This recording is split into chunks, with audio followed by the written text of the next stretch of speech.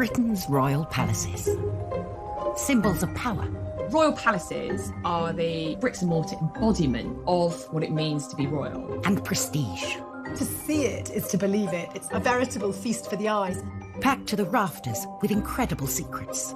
From royal courtships to royal births to royal marriages and scandals, the palaces have played host to all of that. In this series, we step beyond the Golden Gates. We all want to see inside the palace walls. You feel as if you were being let into a secret world. Learn how these stunning buildings were constructed. This is a mad, eclectic vision of one man. Windsor was built to do battle. It's best not to get locked in one. You don't know when somebody's going to come and let you out. Unveil their spectacular artworks. The royal collection is simply stunning. The story of the tiara is like a spy mystery. We can only imagine how excited the Queen must have been. Delve into their gruesome histories. Frankly, if you're going to cut the head off a king, it's got to be done in a palace. And revisit recent events that have shaped the modern royal family. I could see that his legs were trapped. Camilla was one of the most unpopular women in the country. To see those images of the castle in flames, there was an emotional impact for the nation. This is The Secrets of the Royal Palaces. This time, we reveal the hidden palace at the very heart of the monarchy. Bless the Royal Princess Elizabeth II. It's where, when a new king or queen is proclaimed, that's where it'll happen. The unfortunate history of Dr. Lopez at the court of Elizabeth I. 2 Portuguese agents confessed that actually they had been conspiring to kill the Queen and that Lopez had been part of the plot. And the Holyrood Castle skull that holds the key to unveiling the face of a legendary Scottish king. No contemporary images of him survive. And so the skull, as well as the written descriptions we've got, are really the essential clues to this man. We uncover the shocking secrets of Queen Victoria's diaries. What you get from her insights are that she was a passionate woman. She enjoyed sex. She was in love with her husband and really celebrates their intimacy in her diary entries. And at Balmoral Castle, we explore whether the Queen intervened in the crucial referendum for Scottish independence. This is a woman who does not make off-the-cuff remarks. Britain's royal palaces are amongst the most instantly recognisable buildings in the world. Millions of visitors cross the royal threshold every year. But hidden among the streets of London lies an extraordinary palace that is often overlooked. In one sense, you forget it's there. It's not very noticeable. But what few of us realise is that St James's Palace is actually the real seat of royal power. This unassuming place is actually higher in seniority than Buckingham, even Windsor. It is the principal palace of the United Kingdom. And it is still officially the headquarters of the British monarchy, and it's where, when a new king or queen is proclaimed, that's where it'll happen. To bless the Royal Princess Elizabeth II with long and happy years to reign over us. St James's Palace is also the oldest working royal palace in London. It was built in 1532 by England's most prolific palace builder, Henry VIII. St James's Palace is synonymous with the Tudors, with Henry VIII, who built it on the site of a former leper hospital. Might have bought it in anticipation of having children, a place just outside of London, across fields and maybe at a safe distance from plague. Another theory is that it was simply for hunting, because Henry loved hunting and took every opportunity he could to do it. But whether as a hunting lodge or nursery, Henry wanted this new palace to make an impact. For that, he relied on the very best building materials of the age. Britain's royal palaces. Symbols of power. Royal palaces are the bricks and mortar embodiment of what it means to be royal. And prestige. To see it is to believe it. It's a veritable feast for the eyes. Packed to the rafters with incredible secrets. From royal courtships to royal births to royal marriages and scandals, the palaces have played host to all of that. In this series, we step beyond the Golden Gates. We all want to see inside the palace walls. You feel as if you were being let into a secret world. Learn how these stunning buildings were constructed. This is a mad, eclectic vision of one man. Windsor was built to do battle. It's best not to get locked in one. You don't know when somebody's going to come and let you out. Unveil their spectacular artworks. The Royal Collection is simply stunning. The story of the tiara is like a spy mystery. We can only imagine how excited the Queen must have been. Delve into their gruesome histories. Frankly, if you're going to cut the head off a king, it's got to be done in a palace. And revisit recent events that have shaped the modern royal family. I could see that his legs were trapped. Camilla was one of the most unpopular women in the country. To see those images of the castle in flames, there was an emotional impact for the nation. This is the secrets of the royal palaces. This time, we reveal the hidden palace at the very heart of the monarchy. To bless the royal Princess Elizabeth II. It's where, when a new king or queen is proclaimed, that's where it'll happen. The unfortunate history of Dr. Lopez at the court of Elizabeth I. 2 Portuguese agents confessed that actually they had been conspiring to kill the Queen and that Lopez had been part of the plot. And the Holyrood Castle skull that holds the key to unveiling the face of a legendary Scottish king. No contemporary images of him survive. And so the skull, as well as the written descriptions we've got, are really the essential clues to this man. We uncover the shocking secrets of Queen Victoria's diaries. What you get from her insights are that she was a passionate woman. She enjoyed sex. She was in love with her husband and really celebrates their intimacy in her diary entries. And at Balmoral Castle, we explore whether the Queen intervened in the crucial referendum for Scottish independence. This is a woman who does not make off-the-cuff remarks. Britain's royal palaces are amongst the most instantly recognisable buildings in the world. Millions of visitors cross the royal threshold every year. But hidden among the streets of London lies an extraordinary palace that is often overlooked. In one sense, you forget it's there. It's not very noticeable. But what few of us realise is that St James's Palace is actually the real seat of royal power. This unassuming place is actually higher in seniority than Buckingham, even Windsor. It is the principal palace of the United Kingdom. And it is still officially the headquarters of the British monarchy, and it's where, when a new king or queen is proclaimed, that's where it'll happen. To bless the royal Princess Elizabeth II with long and happy years to reign over us. St James's Palace is also the oldest working royal palace in London. It was built in 1532 by England's most prolific palace builder, Henry VIII. St James's Palace is synonymous with the Tudors, with Henry VIII, who built it on the site of a former leper hospital. Might have bought it in anticipation of having children, a place just outside of London, across fields and maybe at a safe distance from plague. Another theory is that it was simply for hunting, because Henry loved hunting and took every opportunity he could to do it.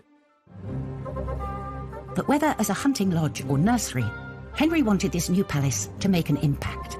For that, he relied on the very best building materials of the age. Now, you might think of brick as a commonplace material today because it's the obvious choice for building houses by the thousand. But in the early 16th century, it was quite a prestigious material. Using brick was very much a statement of that wealth and power. The final impression was a vivid pink structure, something that would have stood out for a mile. This vivid pink may have faded, but much of his brick-built masterpiece remains intact today. When you go down St James's Street off Piccadilly, what's facing you is the great gatehouse that he put there. That's really one of the lovely pieces of 16th century London, tucked away. Behind the original gatehouse lies the Chapel Royal, begun while he was courting Anne Boleyn. And it's said that Henry added their initials, HA, to the building after the wedding. But his marriage to her lasted only 3 years. It took a good number of years to complete. He'd been chopping and changing his wives quite quickly before the Chapel Royal was completed. By the time it was finished in 1540, Henry was on to wife number 4, Anne of Cleves. If you look up at the ceiling of the Chapel Royal, you will see Anne of Cleves' arms. Holbein was the painter who was brought in to dedicate this chapel to a queen who in the end only lasted for 6 months. So Henry VIII's capriciousness, his extended midlife crisis, is really well illustrated by St James's. And there's more. Today, a working palace. The Chapel Royal is open to the public for Sunday service. And for the royals, it's still a huge part of family life. Prince George and later Prince Louis were both christened here. Events that brought 4 generations of monarchy together under one historic roof.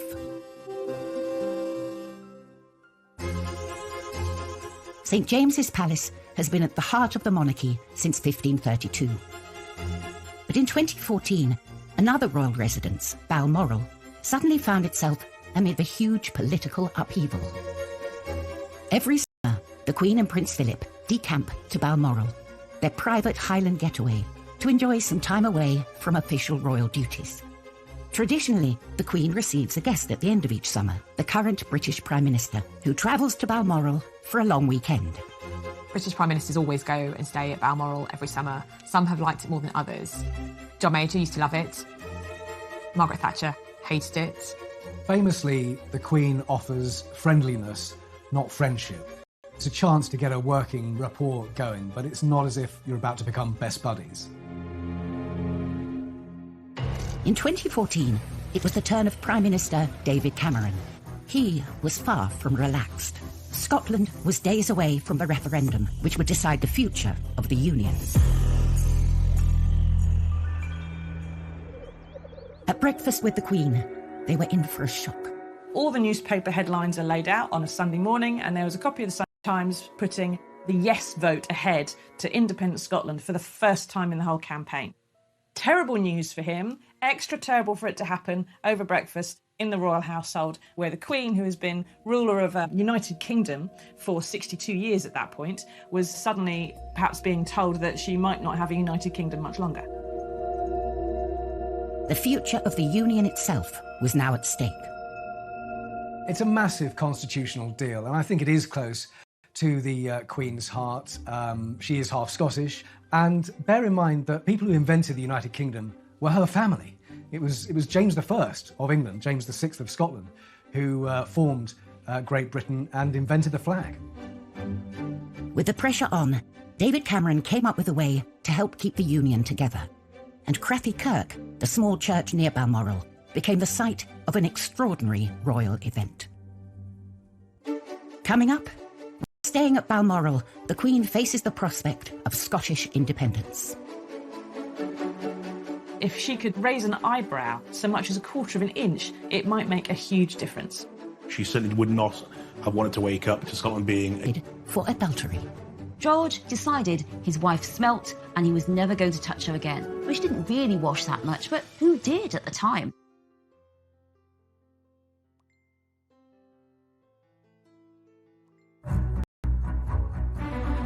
Britain's magnificent royal palaces are central to the role of the monarchy.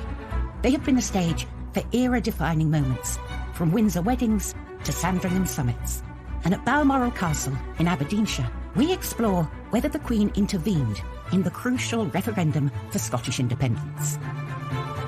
In September 2014, Scotland was days away from voting, and a new poll had put the yes vote in the lead. At this pivotal moment, David Cameron was staying with the Queen at Balmoral. The Queen cares deeply about Scotland. She would be, I think, desperately sad if the United Kingdom actually split up. Despite any feelings she may have, the Queen must hold an impartial position. Her own personal views are not supposed to feature.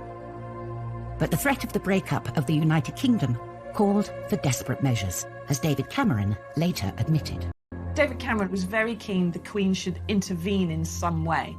Didn't want to do anything she wasn't comfortable doing, but if she could, he said, raise an eyebrow so much as a quarter of an inch, it might make a huge difference. Their private secretaries decided that the Queen could perhaps say something in a very non-political way to maybe suggest what her thoughts were. Her job is to remain politically impartial. and to do what her government instructs her to do. Now, that is impossible. It's a catch-22. On the one hand, she has to do what he tells her, and on the other hand, he's telling her to do something that is unconstitutional and is putting her in an invidious position. David Cameron later insisted that he hadn't asked her to do anything unconstitutional. But on Sunday the 14th of September, with 4 days remaining until the vote, as she left the church, the Queen stopped to speak to the crowd. And as usual, the press were there. We knew the Queen would be at church. We ensured the reporter was there on the off chance. As the Queen exchanged a few words with the crowd, she made an unusual comment before leaving in her car. The local journalists spoke to those well-wishers to a woman who relayed what the Queen had said to her. The Queen has said, "I hope people think very carefully." And this is a woman who does not make off-the-cuff remarks. They knew it was intended to be overheard. It was a neutral phrase, I hope people think carefully, but I think most people realised what she was saying. With this seemingly innocuous remark of that line was that it could be read every which way. And so I think it did still protect her position, but it also does give you an indication of how she really felt. She issued a statement which was unofficial, off the cuff, and entirely brilliant and well thought out. She didn't express an opinion about which side should win, but she just said, think carefully. She urged caution, and she actually maintained her own impartiality as much as she could. Those words were then relayed from that journalist to every news desk in Scotland, and from every news desk in Scotland to every news desk in the UK, and within a few hours, this was the biggest story of the day. The Queen's comments came at a crucial moment. 4 days later, Scotland voted to stay within the United Kingdom, much to the relief of David Cameron and, according to him, the Queen herself. David Cameron was caught on camera saying how, when he rang the Queen to tell her the result, she purred down the line. Widely covered in the press, a source conveyed that the palace was displeased with David Cameron's account of this conversation, but no official statement was released. Some believe that the Queen's comment reflected the alarm the British government felt over Scottish independence. David Cameron and the entire UK establishment did drag the Queen into politics. That was the scale of the challenge. I don't think the Queen would have done it unless she had wanted to do it. She certainly would not have wanted to wake up to Scotland being a separate country. Balmoral is where the Queen spends quality time with the Duke of Edinburgh, her husband of 73 years. But not all royal husbands are as loyal as Prince Philip, as was the case with George IV and his treatment of poor Caroline in what was to become known as the Delicate Investigation. Kensington Palace. George IV sent his estranged wife Caroline here after the sordid affair of the Delicate Investigation. George IV was a pretty bad husband, drunk, unfaithful, pretty insulting, so it makes it particularly ironic that he decided to investigate his wife, Princess Caroline, for adultery. They disliked each other from their very first meeting, just 3 days before their wedding in 1795. But there was nothing to do. The marriage had to go ahead, and it went ahead at the Chapel Royal of St James's Palace. And George was completely and utterly drunk. He was wasted. The wedding night was unsurprisingly a complete disaster. George decided his wife smelt and he was never going to touch her again. She didn't really wash that much, but who did at the time? George couldn't bear Caroline. She doesn't want to. She wants to have fun, and she starts to make a lot of friends who come and see her. And increasingly, people are saying, maybe some of those friends aren't quite reputable, and maybe she's seeing them when she's not quite dressed. George hated Caroline so much, he decided to start the Delicate Investigation, a public investigation of Caroline for her conduct. A book of the proceedings was published. Although suppressed, details leaked out. So the royal dirty linen was washed out for everyone to see. Literally, as well as metaphorically, there was a question about how dirty were Caroline's bedsheets. Finally, the Cabinet Committee acquitted Caroline of adultery, but they did say they thought she'd been indiscreet in her conduct. And the country was up in arms. It really reeked of the hypocrisy of George and the royal family. After the investigation, his attitude to Caroline hardened. he abandoned her and sent her off to live at Kensington Palace so he could have fun with his mistresses. George never stopped hating Caroline, and all throughout his reign, he was in battle with Napoleon. And when they came to him and said to him that Napoleon was dead, they said, "Sire, your greatest enemy is dead." And he said, "Oh, is she really?" i.e. his greatest enemy, he thought, was his poor, abandoned, miserable queen, who he'd packed off to Kensington Palace. Only 2 miles away from Kensington Palace stands the grand but less imposing Clarence House. It's part of St James's Palace, constructed nearly 500 years ago to house the heir to the throne. And it's doing the same job today, because tucked away in the southwestern corner of the palace complex lies this place, Clarence House, London home to Prince Charles. Clarence House is right next door to St James's Palace, but because the Prince of Wales and Duchess of Cornwall Camilla have their home there, their London residence, I would say the epicentre of power really is Clarence House now, much more than St James's.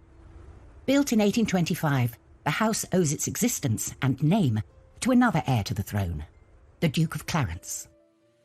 William, Duke of Clarence, was the third son of George III. He never intended to become king. He wasn't the heir, he wasn't even the spare, he was the spare one removed.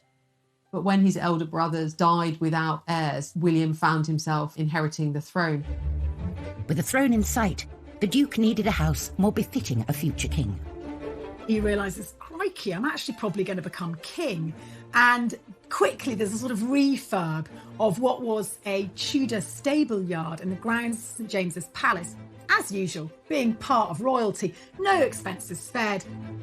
The man for the job was architect John Ordinary Brighton Pavilion for him and converted Buckingham House into a palace. But the Duke of Clarence's taste was much less flamboyant than his brother's. Clarence House, for the new Prince of Wales, is much more modest than anything that George IV had built. It really melted away, it disappeared within a Nash streetscape of white stuccoed buildings leading all the way up to Regent's Park.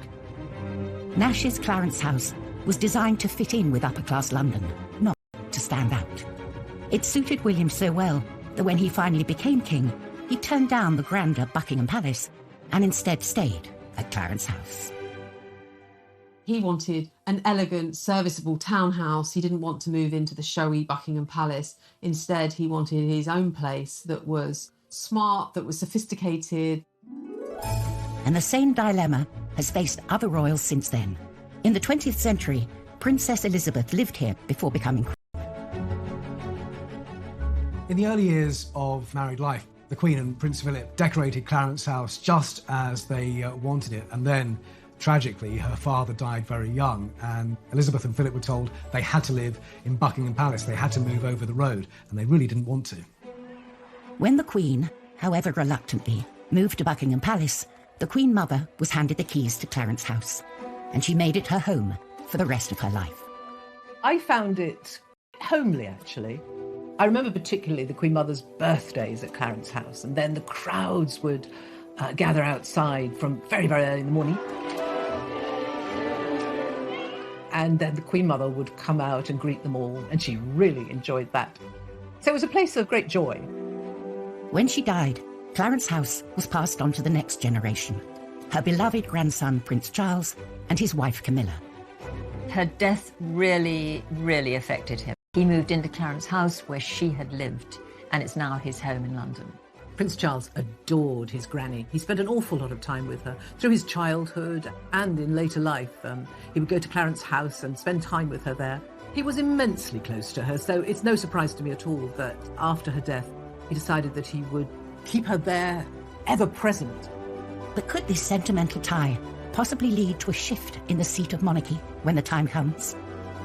Clarence House is very dear to the Prince of Wales, but they've always made clear when asked that Buckingham Palace will continue to be, the home of the monarchy. And that's something that I guess we'll only find out the answer to in due course. Coming up, at Holyrood Palace, how a 14th century skull unveiled the face of a legendary Scottish king. At first glance, on the plinth you can see an inscription that says Robertus Scotorum Rex. It's a plaque cast taken directly from the skull of Robert the Bruce. And at Windsor Castle, the shocking secrets of Victoria's diaries are exposed. The journals contain amazing insights into Victoria's life, into her moods, her moments of happiness and sadness, insights into her sex life. You start to feel a little bit more about what this queen was about.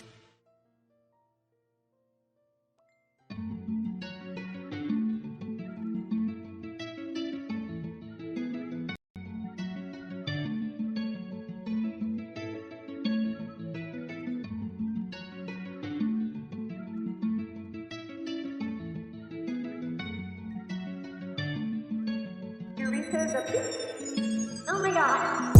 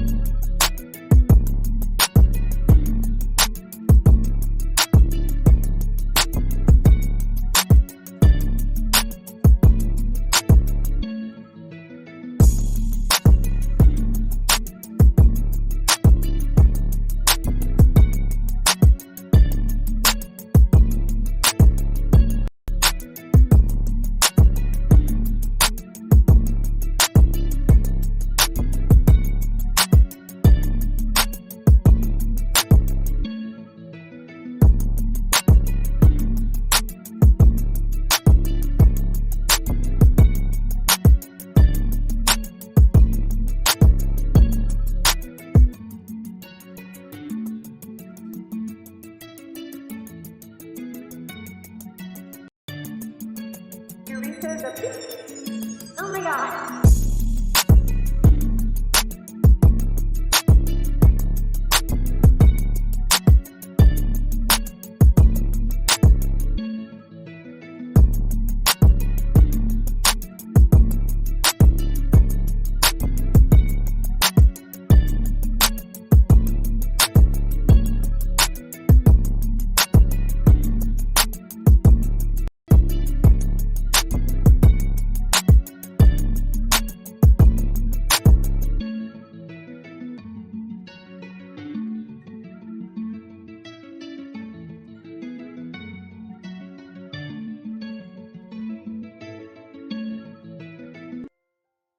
The royal palaces have always reflected our national history.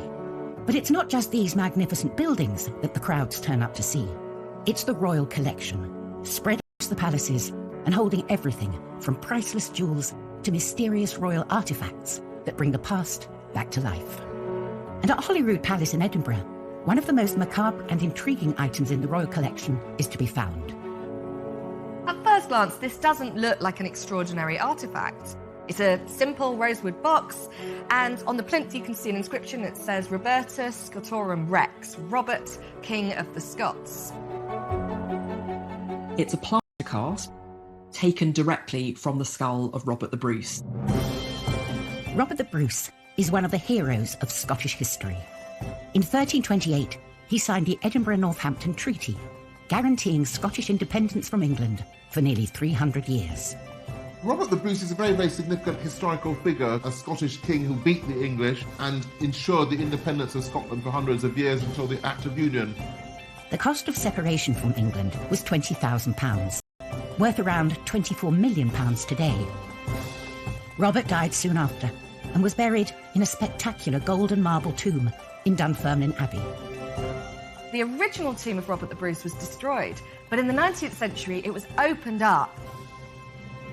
An artist was allowed to come in and make a perfect cast from the skull. The cast was put on display in Holyrood Palace, next to the ruins of Holyrood Abbey, where Robert the Bruce had signed the famous treaty. Relics and actual physical examples of past monarchs are very, very important in the royal collection. It's a marvellous way of telling the stories. It may seem gruesome, but that's very much in tune with royal history. It shows however grand you are, however important you are, one day you will be dead and buried, but perhaps you'll live on in some way, even if it's only in a museum. In 2016, this regal skull provided a direct link to the past. The universities of Glasgow and Liverpool John Moores stunned the world, claiming to have uncovered an incredible royal secret, what Robert the Bruce really looked like. They built up from the skull using animation, CGI, and the face that you see at the end is the closest that we can imagine from just the bones of what Robert the Bruce looked like.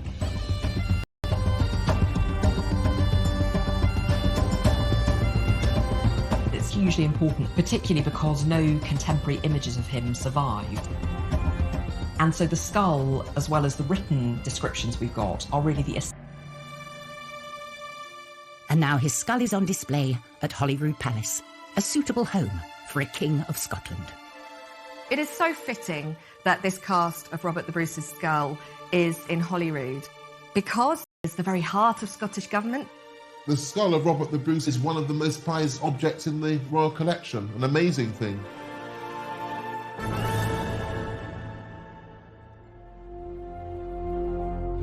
The skull draws visitors inside Holyrood Palace, but at St James's Palace, it's the gardens, designed by a king, which bring in the tourists. Behind its red brick Tudor facade and high walls, St James's Palace is largely off-limits to the public. But there is one part of the ancient palace open to everyone: the former palace grounds, now known as St James's Park. St James's Park has been a bit of a playground for monarchs since Henry VIII, be it hunting in Henry's case. London is unique in the world as a capital city with royal palaces cheek by jowl with semi-wilderness of parks. It's because Henry VIII loved murdering deer. Originally a stretch of marshland teeming with grazing deer, the park was intended as a royal hunting ground. And Elizabeth would go stag hunting there. James I, Elizabeth's successor, in fact had something of a menagerie there. He collected all kinds of animals and had them in the gardens at St James's Park. But it was the merry monarch, Charles II, who made the most dramatic change to the palace grounds. After 11 years of a republic that saw him exiled in France, in 1660, Charles was invited back to reclaim the monarchy. On his return, he wanted to make his mark on London. He'd been inspired by parkland around French estates for fun and for pleasure. And so when he returned to London, he looked to St James's Palace and the gardens as being used for something similar. He brought fashion, he brought culture, and it brought life back to England. And what he did within his palaces and the landscapes that surrounded them was contribute to that sense of well-being in a nation that had been utterly traumatised. The palace gardens, once reserved for royals, were opened up to the public for anyone to use. He opened up the park so that polite society would walk in them again. And the style in France was long avenues and what are called parterres de broderie, clipped grass in sometimes geometric, sometimes flowing shapes. It's an intricate kind of gardening. So it was he who brought a bit of Paris to London and made a plain piece of hunting ground in Henry VIII's period into something which appealed to the absolute highest. Serene and peaceful by day, by night, Charles's Park held some sordid secrets. By day, it was the fashionable face of London, but by night, absolutely not. The second Earl of Rochester, I think, wrote a poem. It was called A Ramble in St James's Park. And by that time, a ramble was a euphemism for the pursuit of sexual pleasure. Seediness aside, the London Park would become a blueprint for other city parks around the world. Much of the landscape has changed over time, but there's one lasting reminder of Charles's vision, a gift given to him in 1664. He was actually gifted some pelicans from the Russian ambassador, and you can enjoy looking at their, are they real descendants? I don't know, but there are still pelicans today in St James's Park.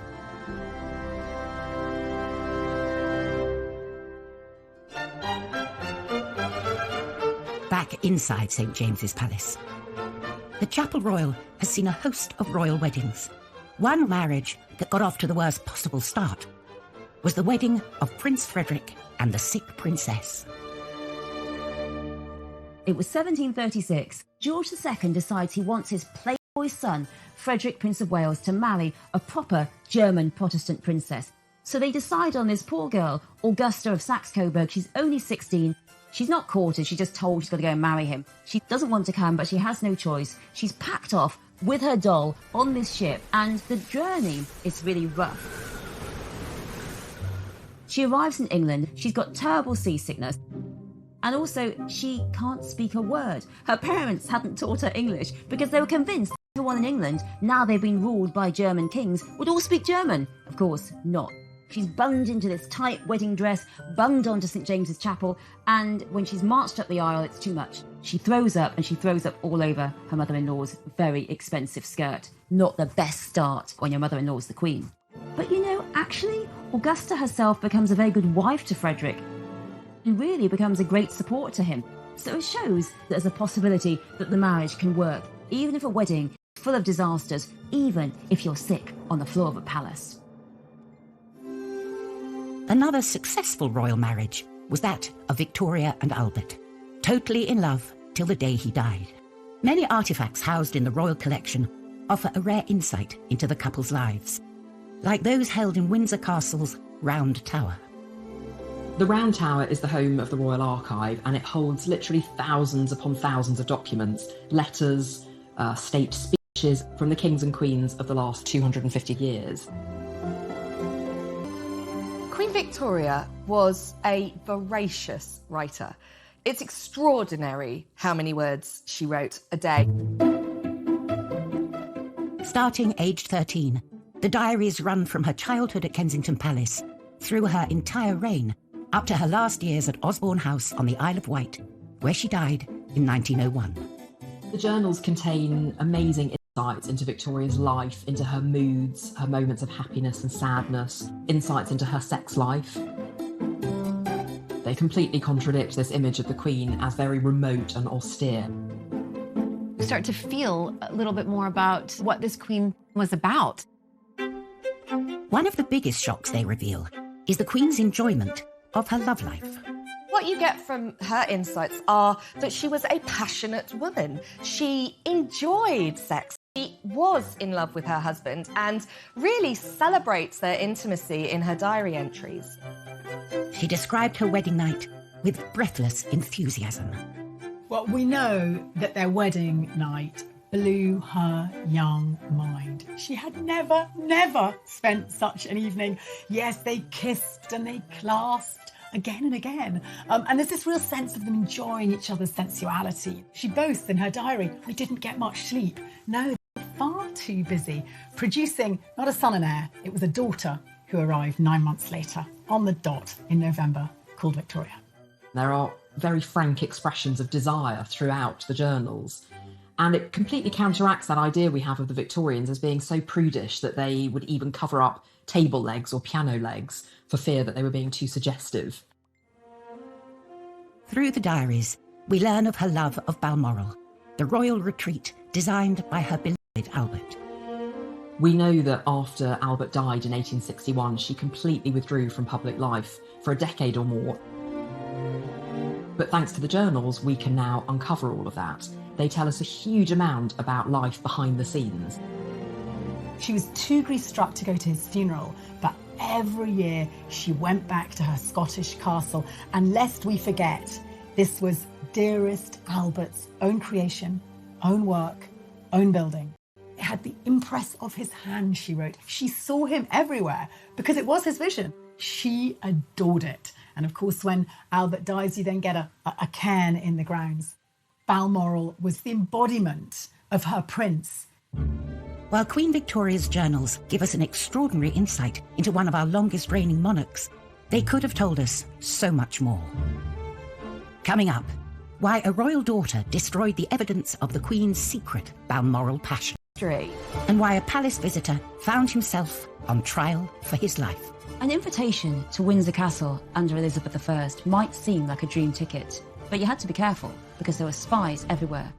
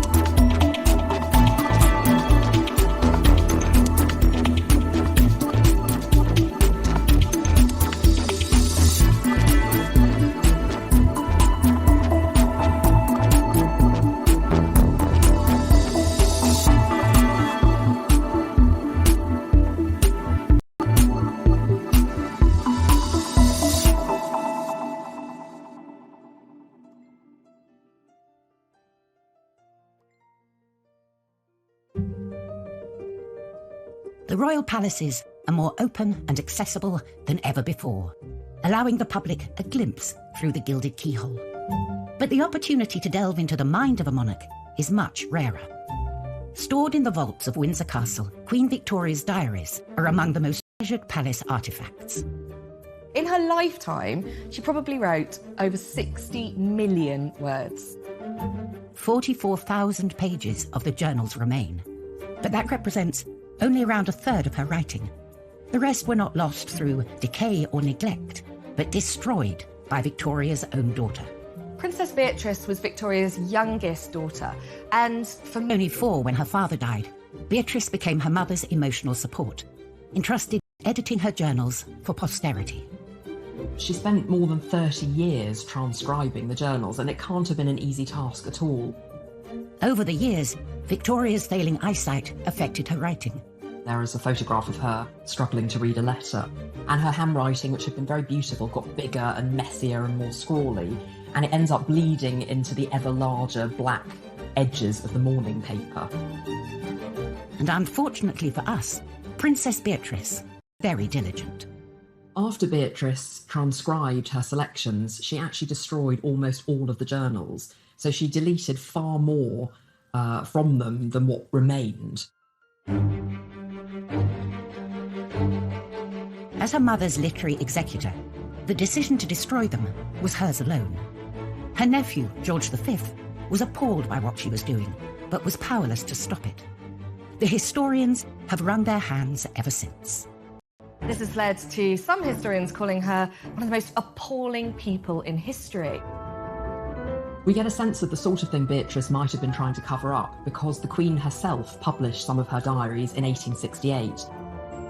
It was particularly passages of vicious critique or very intimate encounters that she deleted. Things like there was a wonderful little episode where Albert helped Victoria into her stockings before breakfast. But while the remaining diaries reveal intimate moments with her husband, it was the entries about another man that seemed to concern Beatrice the most. Those journals, published in Victoria's lifetime, described a close friendship with her servant, John Brown. The Queen's Highland Servant. That was his title. John Brown is mentioned 21 times in the diaries, which was far, far more than most of the members of the Queen's immediate family. At the time, it was widely rumoured that the two of them were romantically involved. I can tell you it was intense, and both sides shared a mutual passion, a mutual devotion to each other. One loose page of her diary, found in John Brown's brother's possession, hints at more. She wrote, "Often I told him no one loved him more than I did. And his retort was, nor you than me. No one loves you more."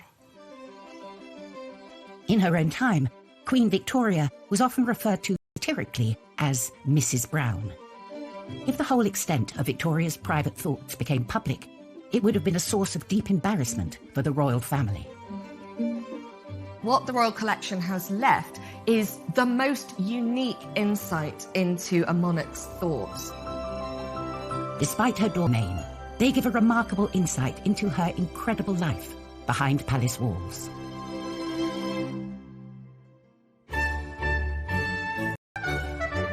The royal palaces have always attracted a host of visitors from home and abroad, but there have been some who have regretted crossing the royal threshold.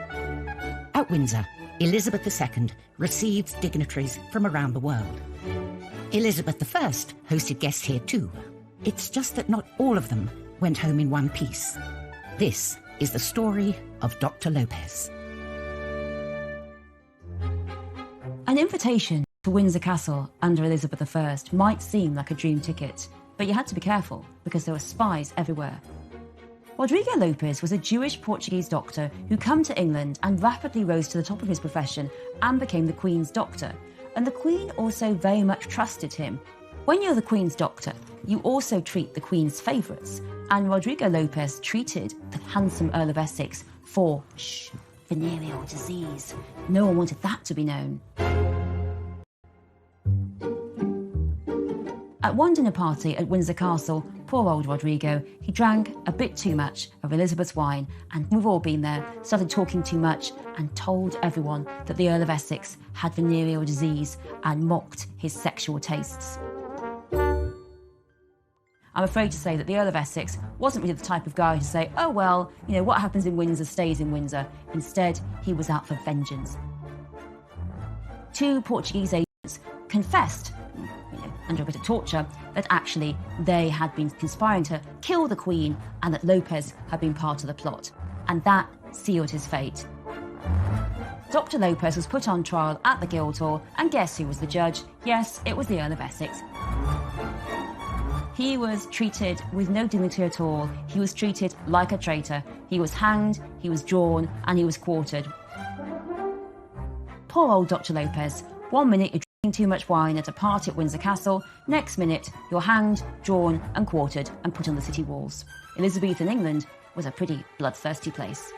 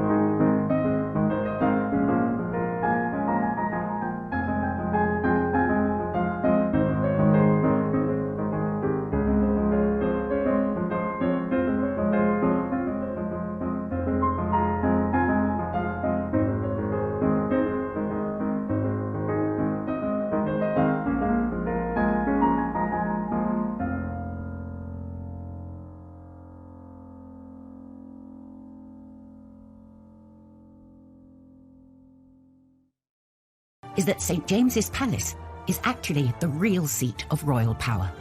This unassuming place is actually higher in seniority than Buckingham, even Windsor. It is the principal palace of the United Kingdom. And it is still officially the headquarters of the British monarchy, and it's where, when a new king or queen is proclaimed, that's where it'll happen. To bless the Royal Princess Elizabeth II with long and happy years to reign over us. St James's Palace is also the oldest working royal palace in London. It was built in 1532 by England's most prolific palace builder, Henry VIII. St James's Palace is synonymous with the Tudors, with Henry VIII, who built it on the site of a former leper hospital. Might have bought it in anticipation of having children, a place just outside of London, across fields and maybe at a safe distance from plague. Another theory is that it was simply for hunting, because Henry loved hunting and took every opportunity he could to do it. But whether as a hunting lodge or nursery, Henry wanted this new palace to make an impact. For that, he relied on the very best building materials of the age.